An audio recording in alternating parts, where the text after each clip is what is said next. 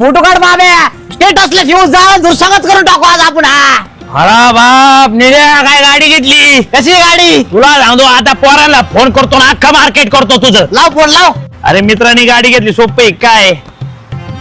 hello सोन्या अरे निलेने bullet घेतली ना अरे 4,64,000 रुपयाची घेतली